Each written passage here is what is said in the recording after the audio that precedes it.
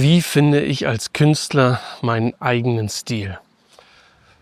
Ich denke, die wichtigste und schnellste Antwort ist am besten gar nicht, denn also der Stil, wird dich finden mit der Zeit. Was genau meine ich damit?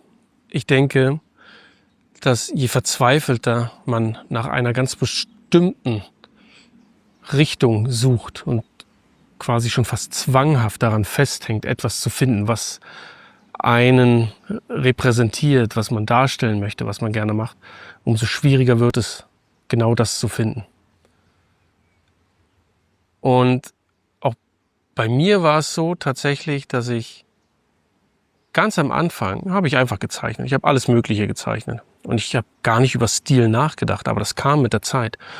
Als ich gesehen habe, oh, der und der zeichnet so und so, die und die tätowiert das und das. Und auf einmal erschließt sich ein großes Feld von Möglichkeiten. Du siehst auf einmal Sachen, die du vorher noch gar nicht gesehen hast. Du wusstest gar nicht, dass das möglich ist, bis du drauf gestoßen bist. Heute mit Social Media oder dem Internet generell ist das alles kein Thema. Man sieht so viele coole Künstler, die so gutes Zeug machen. Und man kann sich da schnell drin verlieren. Und seinen Stil zu finden, bedeutet eigentlich üben. Üben, üben, üben, üben. Und dabei merken, was einem gefällt. Ich habe zum Beispiel angefangen, wo ich noch ganz am Anfang viel Verschiedenes gezeichnet habe als Tätowierung. So traditionelle Geschichten, also so oldschoolige Sachen, auch Tribals und weiß der Geier was alles. Ich habe immer die Skizzen gemacht, dann bin ich mit Tusche die Linien nachgefahren und habe dann mit einem Radiergummi alle Skizzenlinien rausgenommen. Und danach sah für mich die Zeichnung immer wie tot aus oder es wurde langweilig, es hat das Leben gefehlt, es hat die Dynamik gefehlt. Ich war fast immer traurig, wenn ich das radieren musste. Und irgendwann habe ich halt die Linien drin gelassen. Und irgendwann habe ich Leute gefunden, die es gut fanden, dass die Linien drinne waren. Also die skizzierten Linien. Und habe die dann mittätowiert. Ich bin ein Kind der Tusche. Ich habe relativ früh angefangen mit Tusche zu zeichnen. Für mich war irgendwann diese Liebe zu dieser schwarzen Flüssigkeit, frag mich nicht warum, keine Ahnung, sie ist halt da. Und irgendwann habe ich diese Liebe zu der Tusche wieder aufgegriffen und angefangen, mehr zu experimentieren mit, wie kann ich mit Tusche arbeiten, Pinsel, Zeichenfeder, Stempel, Abdrücke, ein Blatt vom Baum nehmen und in die Tusche und dann aufs Papier drücken. Es gibt so viele Möglichkeiten, wo man dann, das nennt man, meiner Meinung nach ist es dann kreativ werden, versuchen mit einem Medium oder verschiedene Dinge zu tun. Jetzt ist hier gerade ziemlich windig. Ich hoffe, das stört den Ton nicht.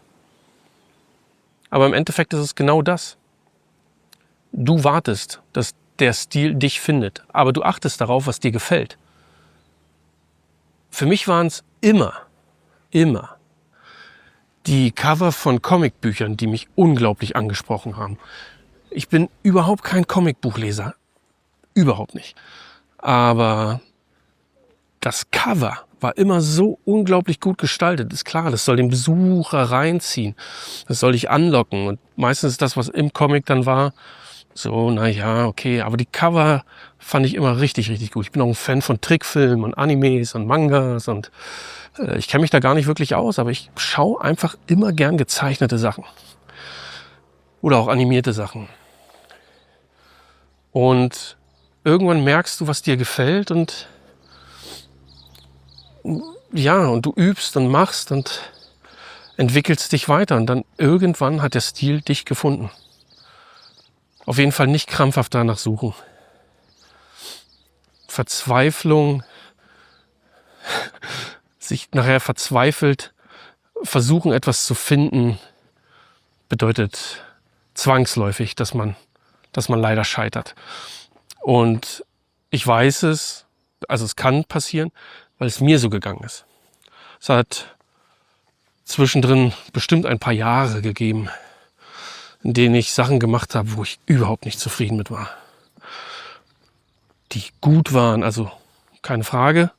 Gerade wenn es ums Tätowieren geht, habe ich mich natürlich immer angestrengt, den Kunden das zu geben, was sie wollen. Aber es hat immer so dieses kleine bisschen gefehlt. Und irgendwann findet man es. Und der Stil, der kann sich auch weiterentwickeln. Ich mag gern sagen, dass ich eine Handschrift habe. Ein Stil auch, ja, aber eine Handschrift, weil ich kann auch in verschiedenen Stilen arbeiten und du erkennst trotzdem, dass ich es gemacht habe. Dann würde ich sagen, ist es meine Handschrift, die du lesen kannst aus den Bildern. Üben, machen, machen, machen, merken, was einem gefällt, die Sachen öfter machen und dann schauen, wohin es dich führt. Stil entwickelt sich, ist meine Meinung. Ich denke, es gibt wenig, die sofort wissen, das will ich machen, das ist mein Stil, in dem ich arbeiten möchte und dann auch dabei bleiben. Testen und entwickeln und machen und dann ergibt sich das. Bis dahin.